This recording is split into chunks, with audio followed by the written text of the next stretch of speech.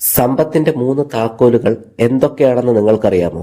അടിസ്ഥാനപരമായിട്ട് സമ്പത്തുണ്ടാക്കുവാൻ നിങ്ങൾ 3 കാര്യങ്ങൾ ചെയ്യണം. ഒന്നാമത്തെ കാര്യം പണം സമ്പാദിക്കുക അല്ലെങ്കിൽ വരുമാനം വർദ്ധിപ്പിക്കുക. രണ്ടാമത്തെ കാര്യം പണം ലാഭിക്കുക അല്ലെങ്കിൽ പിശുക്കുക.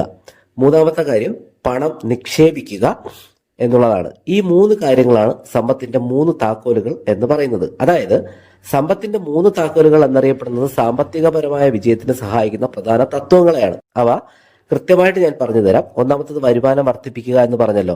വരുമാനം കൂട്ടുന്നത് സമ്പാദ്യം വർദ്ധിപ്പിക്കുന്നതിനുള്ള ആദ്യ പടിയാണ്. ഇതിനായി നിങ്ങൾക്കൊരു പുതിയ ജോലി കണ്ടെത്തുകയോ നിലവിലെ ജോലിയിൽ സ്ഥാനക്കയറ്റം നേടുകയോ അല്ലെങ്കിൽ പാർട്ട് ടൈം ജോലി ചെയ്യുകയോ ചെയ്യാം. കൂടാതെ നിങ്ങളുടെ കഴിവുകൾ ഉപയോഗിച്ച് ഫ്രീലാൻസിംഗ് ജോലികൾ ചെയ്യുക, ഓൺലൈൻ കോഴ്സുകൾ പഠിപ്പിക്കുക, അല്ലെങ്കിൽ ഒരു ചെറിയ ബിസിനസ് തുടങ്ങുക തുടങ്ങിയ മാർഗങ്ങളിലൂടെയും വരുമാനം കൂട്ടാനും നമുക്ക് സാധിക്കുന്നതാണ്. ചിലവ് കുറയ്ക്കുക എന്നുള്ളതാണ് രണ്ടാമത്തെ കാര്യം. വരുമാനം കൂട്ടുന്നതിനോടൊപ്പം തന്നെ ചെലവുകൾ നിയന്ത്രിക്കുന്നതും വളരെ പ്രധാനമാണ്.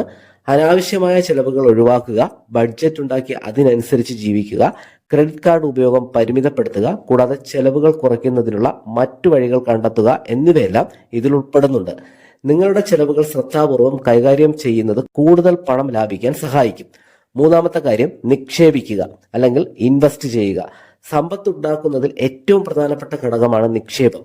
നിങ്ങളുടെ പണം ബുദ്ധിപൂർവ്വം നിക്ഷേപിക്കുന്നത് കാലക്രമേണ അത് വളരാൻ സഹായിക്കും.